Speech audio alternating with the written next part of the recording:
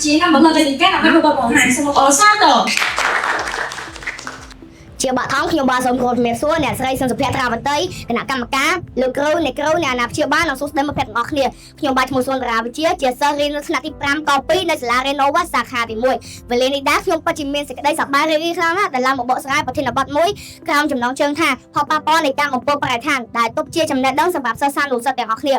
មុននឹងឈានដល់ការបកស្រាយនៅប្រធានបទឲ្យកាន់តែលម្អិតខ្ញុំបាទសូមលើកយកចំណុចសំខាន់មកបកស្រាយជាមុនសិនមេតិកា1ផលប៉ះពាល់លើប្រព័ន្ធអេកូឡូស៊ីនិងជីវៈចម្រុះ2ផលប៉ះពាល់លើសេដ្ឋកិច្ចនិងសង្គម3សុខភាពមនុស្សការគំរាមកំហែងដល់ជីវិតរស់នៅ4អាកាសធាតុការប្រែប្រួលដែលមិនអាចទាយទុកមុន5សន្និដ្ឋានដូចនេះហើយខ្ញុំសូមបកស្រាយចំណុចនីមួយៗដូចតទៅ1ផលប៉ះពាល់លើប្រព័ន្ធអេកូឡូស៊ីនិងជីវៈចម្រុះការបំផ្លាញខ្សែចង្វាក់អាហារសារធាតុពុលមិនរលាយបាត់ឡើយឧទាហរណ៍ត្រីតូចស៊ីសារធាតុគីមីផ្លាស្ទិកត្រីធំស៊ីត្រីតូចអាមលើស៊ីត្រីធំដំណើរការនេះធ្វើឲ្យសារធាតុពុលប្រមូលក្នុងគ្នាកាន់តែច្រើនឡើងរហូតដល់ទីបញ្ចប់នៃខ្សែចង្វាក់អាហារគឺមនុស្សការបាត់បង់ជីវៈចម្រុះសត្វព្រៃនិងសត្វសត្វរាប់មានក្បាលត្រូវស្លាប់ជារៀងរាល់ឆ្នាំដោយសារការលេបចូលកាកសំណល់ផ្លាស្ទិកឬដោយសារការប្រឡាក់ប្រឡូសព្រៃដែលកំពុងចុះក្នុងទឹកដែលធ្វើឲ្យពួកវាជិតផុត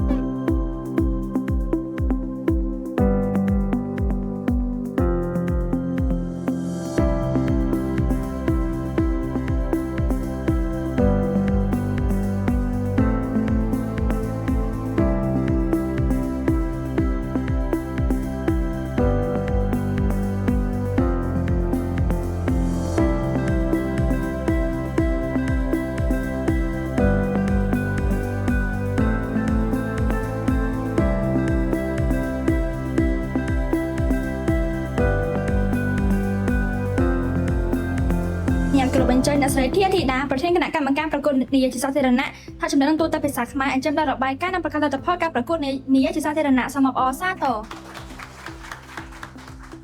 ចាជាបឋមនឹងខ្ញុំសូមគោរពជំរាបសួរអ្នកស្រីសឿនសុភ័ត្រាវតីនាយិការរងសាលារៀន Nova ជាទីគោរពសូមគោរពជំរាបសួរអ្នកអាណាព្យាបាលសិស្សលោកគ្រូអ្នកគ្រូនិងសួស្តីបងប្អូនសិស្សានុសិស្សទាំងអស់គ្នា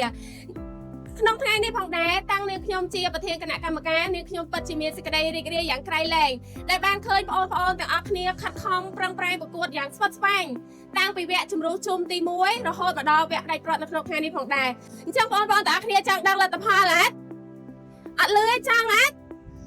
ចាខ្ញុំមានដឹងថាបេក្ខភាពណាខ្លះជាម្ចាស់ជ័យលាភីអត់ទេចាអញ្ចឹងនៅក្នុងកម្មវិធីយើងគឺមានម្ចាស់ជ័យលាភីតែ3នាក់ទេឥឡូវចង់ដឹងលទ្ធផលឡើយ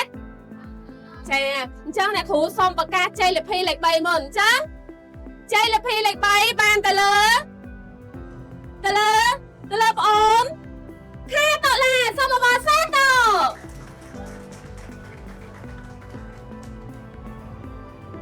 ជាបន្តទៅទៀតជ័យលាភីលេខ2បានទៅលើ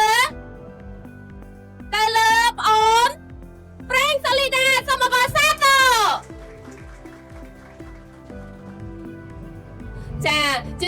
ចុងក្រោយដល់ម្ចាស់ជ័យលាភីណាហើយអត់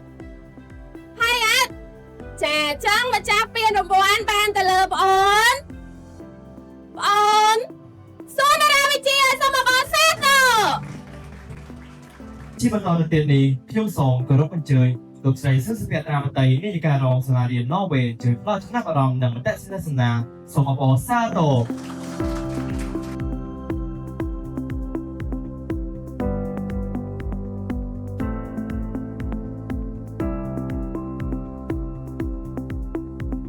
ជាបឋមនាងខ្ញុំសូមគោរពជំរាបសួរដល់ភ្ញៀវកិត្តិយសគណៈកម្មការលោកគ្រូអ្នកគ្រូនិងសួស្តីដល់បងប្អូនសិស្សានុសិស្សទាំងអស់ជាទីស្រឡាញ់អញ្ចឹងថ្ងៃនេះអ្នកគ្រូពិតជាមានសេចក្តីសំណររីករាយមែនទែនដែលបានចូលរួមកម្មវិធីប្រកួតនិយាយជាសាធារណៈថ្នាក់ចំណេះទូទៅភាសាខ្មែរកម្រិតសាលារៀន Nova ហើយរដូវកាលទី4ឆ្នាំសិក្សា2025និង2026មិញអ្នកគ្រូបានសង្កេតឃើញថាការប្រកួតប្រជែងរបស់យើងពិតជាស្វិតស្វាញហើយបេក្ខជនទាំងអស់សុទ្ធតែបានខិតខំប្រឹងប្រែងអស់ពីសមត្ថភាពហើយប៉ុន្តែដោយសារតែកម្មវិធីរបស់យើងតម្រូវថាក្នុងមួយកម្មវិធីយើងជ្រើសរើសម្ចាស់ជ័យលាភីតែ3នាក់ទេអញ្ចឹងអ្នកគ្រូគិតថាពួកយើងសុទ្ធតែខ្លាំងហើយអត់ចង់ឲ្យពួកយើងមានអារម្មណ៍ថាអត់ទាន់ជាប់នៅពេលនេះហើយគិតថាយើងអត់ទាន់មានសមត្ថភាពមិនអញ្ចឹងទេធម្មតាយើងដឹងហើយណាការប្រកួតប្រជែងវាតែងតែមានឈ្នះហើយហ្នឹង